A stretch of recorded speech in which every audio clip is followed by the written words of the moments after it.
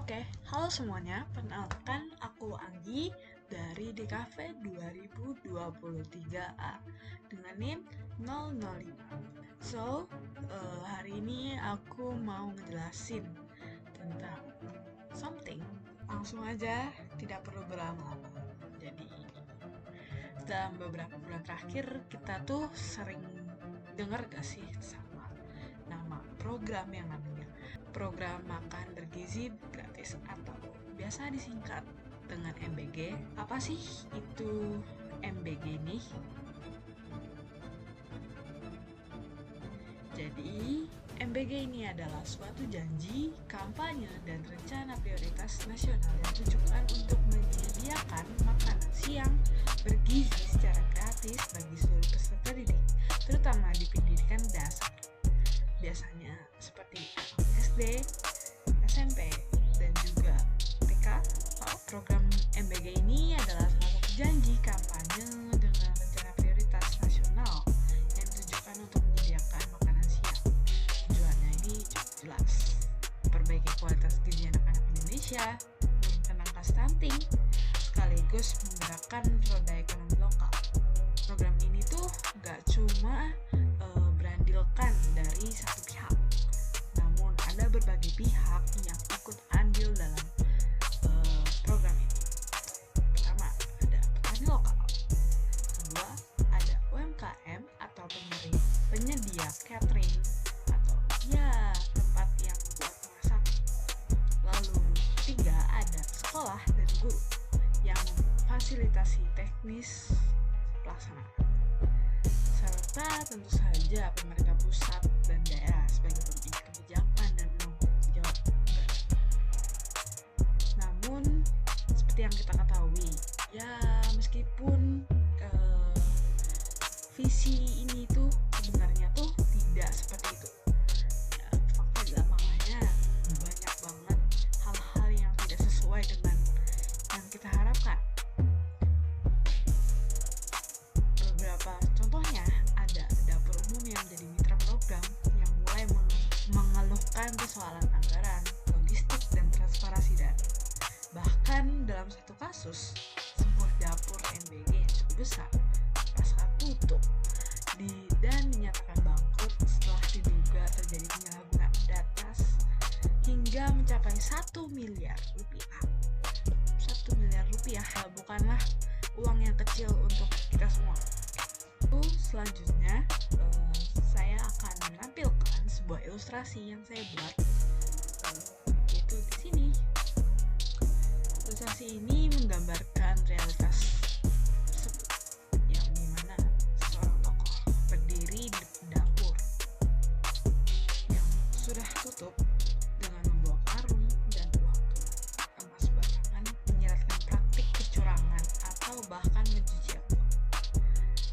Hal itu saya gambarkan dengan karakter Prabowo yang sebagai pemilik dan yang mengusulkan program ide dari MBG ini.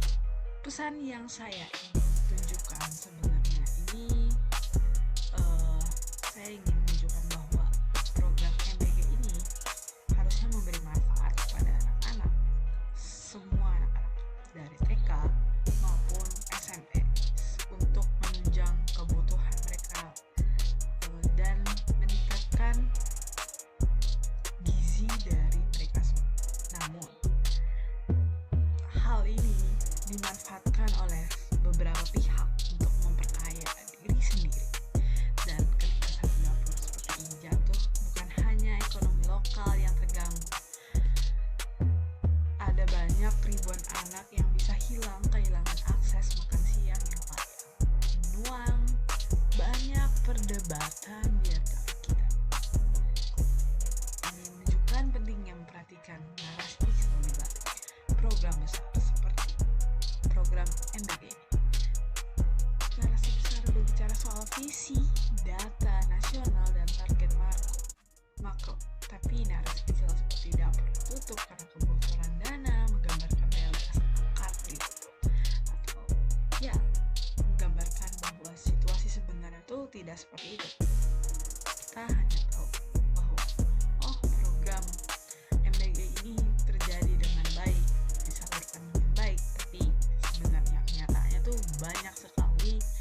isu-isu yang beredar di antara mereka akan penggelapan dana, keracunan, dan banyak sekali. Tapi karena saya menggambar ilustrasi ini itu ditujukan dan dikhususkan untuk isu yang adanya penggelapan dana sebesar 1 miliar, dan itu sangat-sangat amat sangat merugikan bagi pengusaha dan ya karyawan-karyawan yang bekerja, karena mereka selalu memasak namun mereka tidak digaji, dan mereka bahkan sampai meminjam kepada beberapa tempat untuk melakukan hal tersebut, dan itu sangat amat sangat merugikan.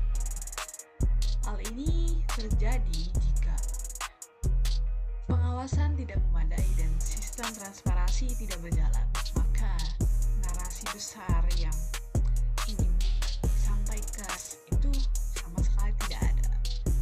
Jadi ya, ujung-ujungnya malah membawa kerugian. Program MBG adalah kebijakan dengan niat yang sangat baik, tapi program seperti ini membutuhkan komitmen yang sangat besar, terutama hal akuntabilitas dan transparansi.